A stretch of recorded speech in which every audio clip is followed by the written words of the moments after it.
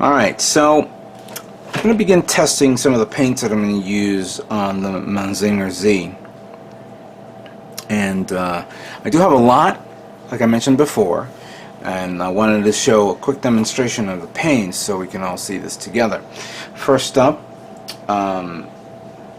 is the Indigo, Candy Indigo color, or Indigo Blue as you could say. I have 2 bottles of this, so I have enough, but I wanted to know how well this will look on the blue parts, on the purplish blue parts, using this color. Now, the last time I've used this was on my master grade Jesta, which, in all due fairness, did not come out the way I wanted. And I've been hesitant on using this color again because of how much when you apply this, for whatever reason, particles get picked up so quickly. And then I saw something that somebody did that you can do to take care of that, where you can use an anti-static cloth on parts that you primed. And I think I have one. I gotta find it and see if that will allow me to do this, because I was afraid that if I paint this, it will lose the purpose of me using this color. So I'm hoping to do it right this time. But before I use this color, I'm going to prime this one black and this one gray, because I already got this. I just got 2 bottles of this, so I have enough of this.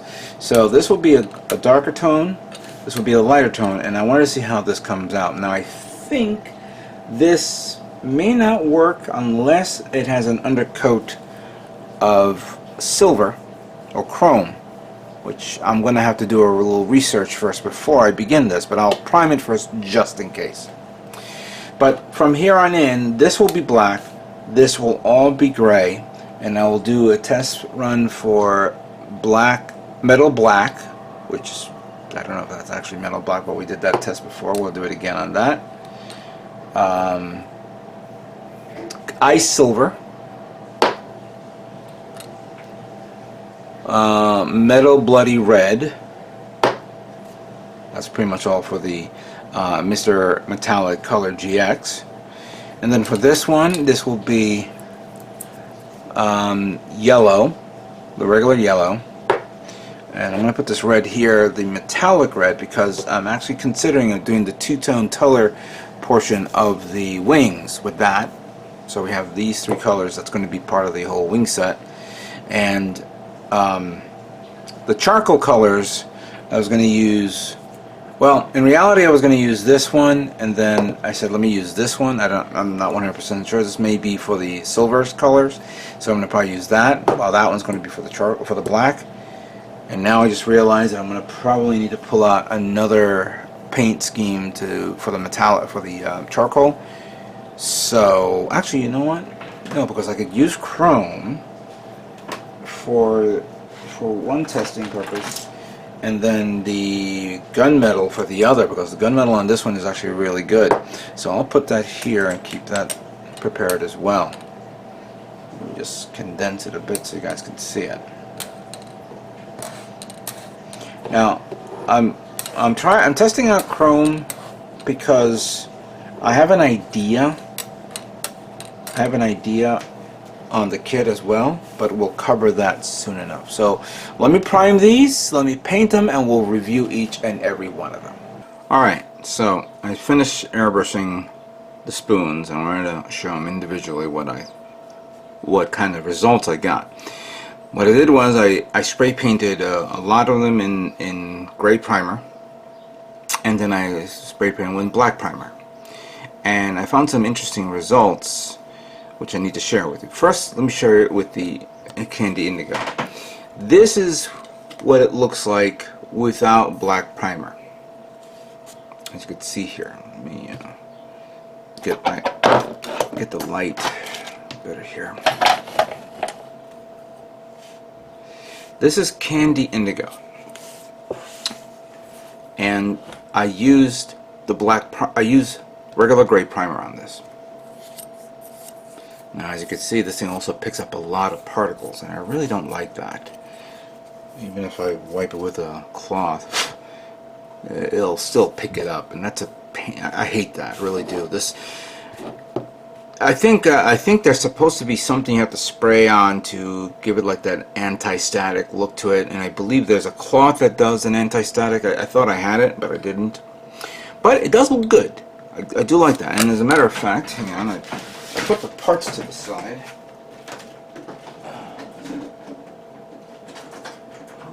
Where did I put it?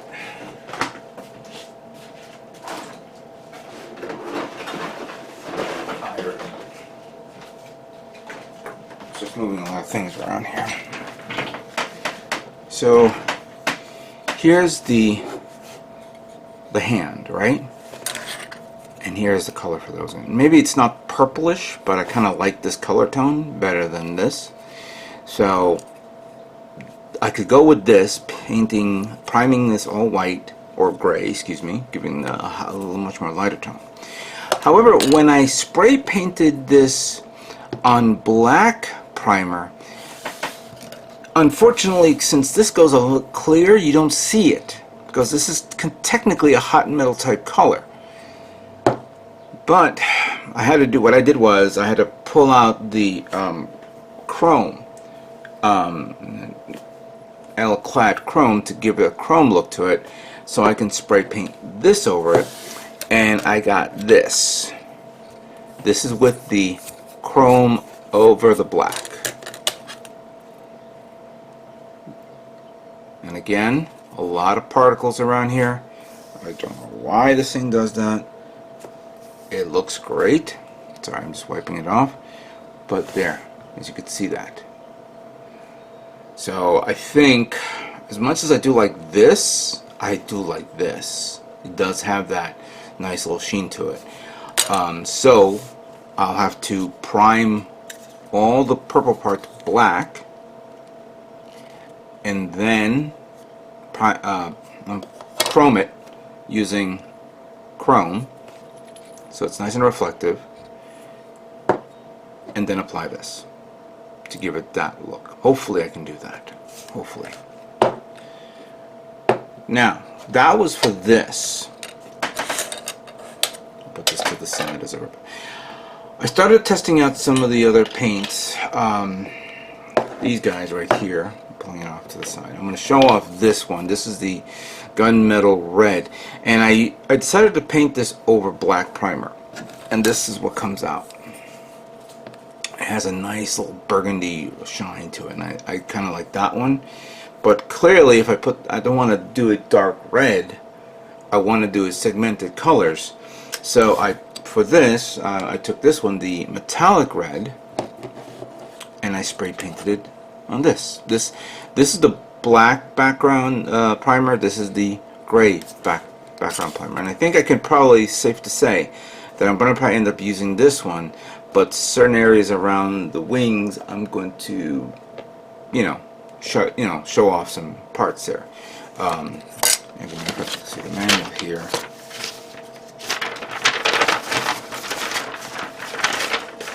Unfortunately, the manual doesn't have a bigger picture, but yeah, I mean, for one thing, this is going to be a dark. It's all red already, so I don't have to paint this. But I believe, the ship is going to be painted this color, while the wings, the backpack, will be like 70% of this, and the Rayman will be that. Yeah, that's an idea right there. So I got these two guys ready in the wing.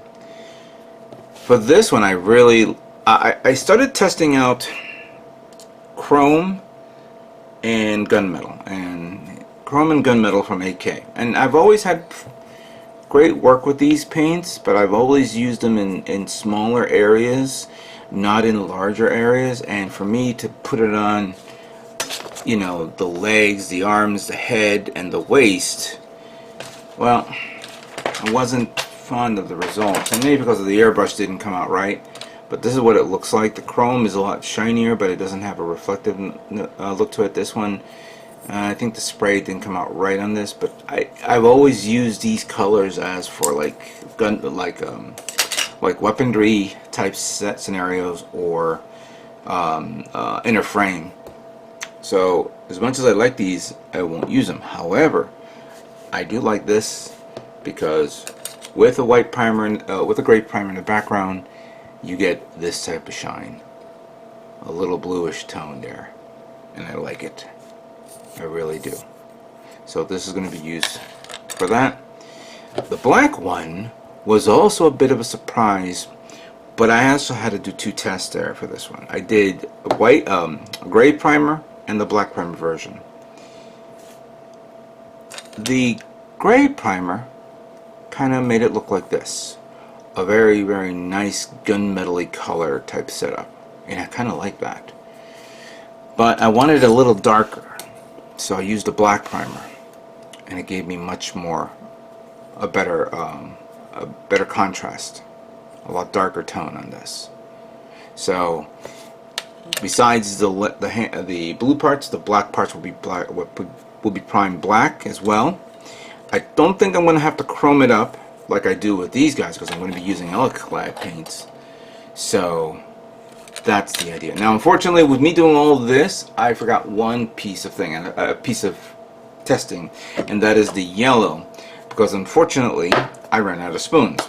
So I've used yellow before. I don't think I'm going to have any problem with this. So yeah, what do you guys think of that? Legs and arms, part of the backpack, and yeah, part of the backpack and the flyer unit, the portion of the bicep, the upper thigh, the waist, and the head, and then the black tones. Oops, on a side note, I almost forgot something else. Besides the colors in a minute, we forgot the one important part, and that's the charcoal colors. And considering I kind of like how this came out compared to this, we got more of a shine on this one than we do on this one. I may end up using this. However, I may change my mind and not use this, so that's up for grabs. I'll flesh it out. So I have begun to take apart the Mazinger, but not completely. Certain areas will be left assembled. Certain areas I will have to remove so I can paint it. The arm, as you can see here, is one example. Like, this is the shoulder part, which of course, I'm sorry, the joint, which I don't have to take the entire arm, you know, this whole section off, considering it's going to be covered up by the shoulder. But I'm going to at least make the effort of sanding it down a bit. I'm using, this is a 400 grit sanding, pre-cut abrasive sanding strips from Wave, and I'm using right now to give me a little bit more flexibility. Also, you could say I'm trying it out for the first time to see how it is. And then I had with me, in front of me, the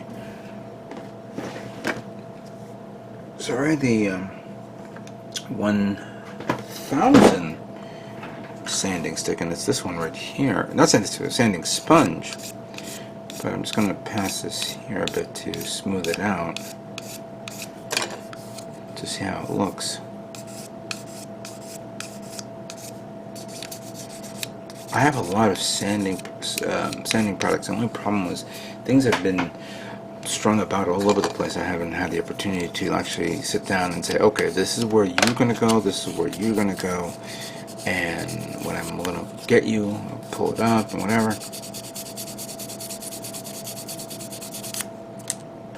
So, yeah, this one looks good. But it's going to be covered up by the armor. So, speaking of which, this is part of the armor, and there's this damage there, which I'm going to use this.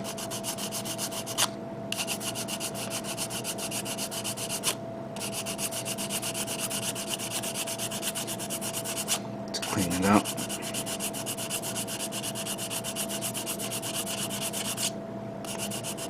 Probably gonna be here forever because I guess when I cut it I wasn't seeing what I was doing and it went deep. So I can pretty much spend my entire time doing this all day until I don't see it, I don't see the crater that it already formed. And as you could see, it's well and deep. Or I can apply putty in the whole area. And that will cover it up, and then I can resand it again. I've done that before in previous builds, and it works wonders. But I'm doing this right here, and it is almost gone. Let's get a little closer there.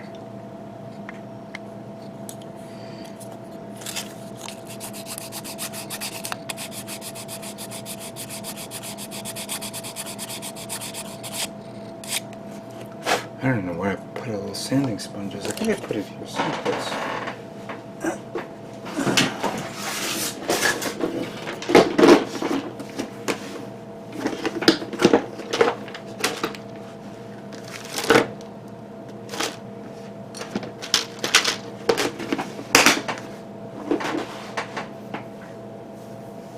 Sorry if I'm not that completely 100% prepared. You would think that I would be, but I was not.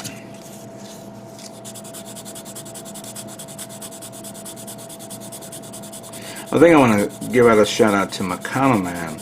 He was in Japan, I guess, a couple of months, a month ago or so. He's probably still showing off videos that he took. And he did a video review of the Wave, not the Wave, God Hands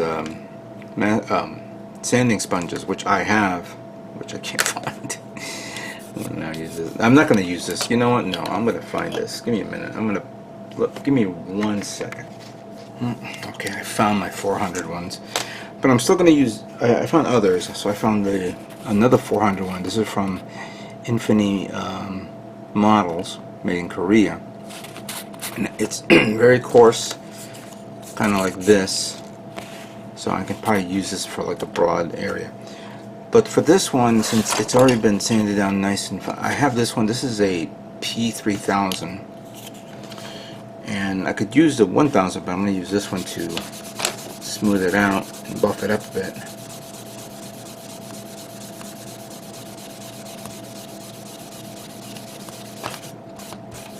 Let's see how it comes out. Yeah, see? That comes out good, but there's still a little bit of residual. So I'm going to use this guy,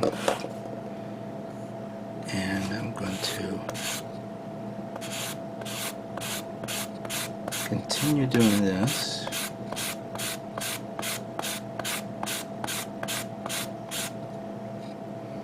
It's still a little deep. I don't want to grab the entire section, but if I do, I'm going to have to sand it down with using that. See, there's that little notch there that's going to annoy the crap out of me. But I mean, yeah, it's going to be like this, I believe, in this position, but still, yeah, don't.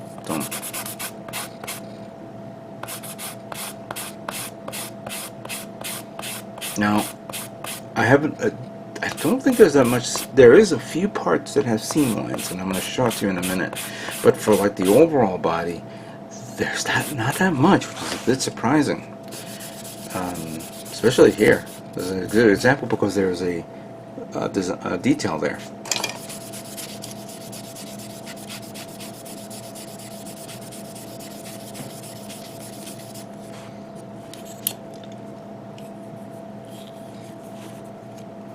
Yeah, that got rid of it.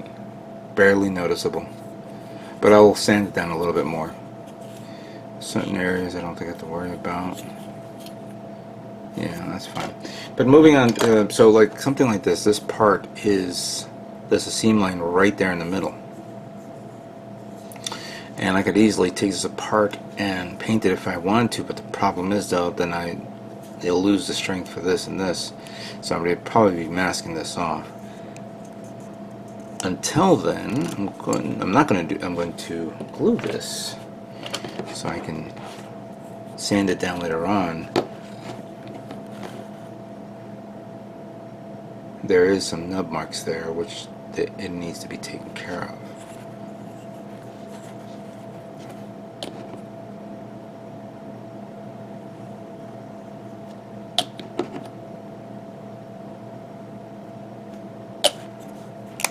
So I'm going to close it up a bit. Now for something like this, I can definitely sand this entire area here to here, and then here to here. It's when you start getting to these little areas here that you bend around, and then you have to, well, basically you really have to like work there and try to cover the seam lines there. So this will be that. Here's another one, the hands, which of course has a seam line right through that here, right through that there. I'm going to open that up, and well, I don't have to worry about this area because that's part of the design. And we'll just put it here first.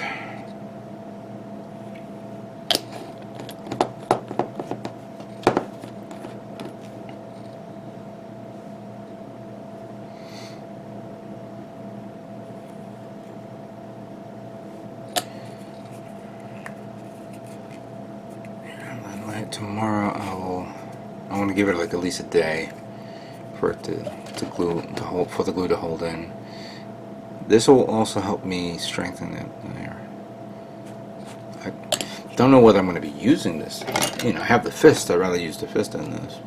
Some areas needs to be sanded down, like here, this section here.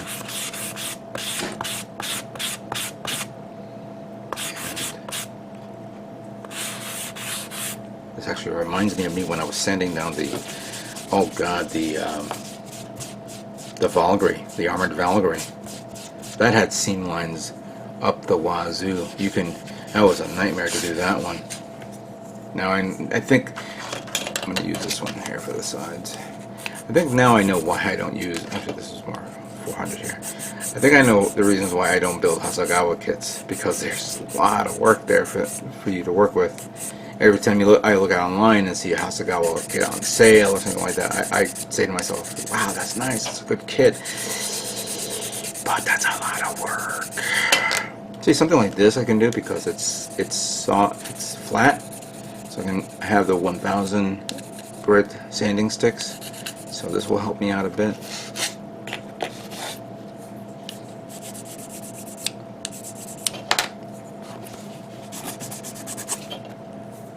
I think that's good enough. There's not that much detail there to work with. The edges on this one, like right there, that's easy to do. Just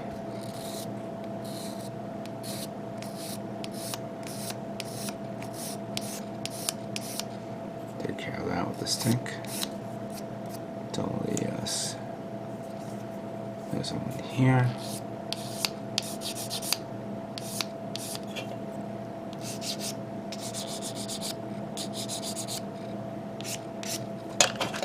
Then I'll just finish it up with the 1000.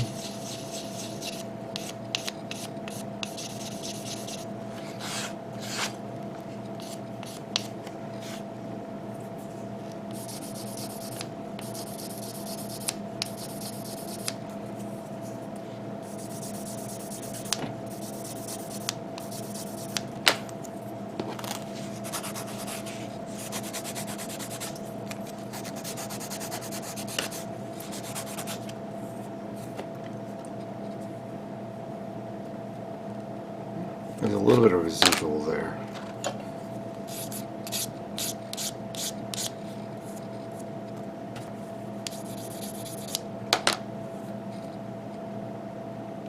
I think that's it.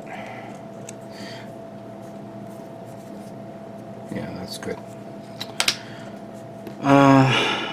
So I'm not going to waste a lot of time here showing you how to do this. We've all done this before. But this is something that I'll have to do piece by piece, taking apart the arms, taking apart the legs, the body, the entire thing. Also have to be very careful with the clear parts, specifically the chest area, because that's something that has nubs on the side. So I want to slowly sand those off, going from 400. I know I saw 600 around here, 1,000, 3,000, and I have a 10,000. So I want to smooth it out so it looks nice.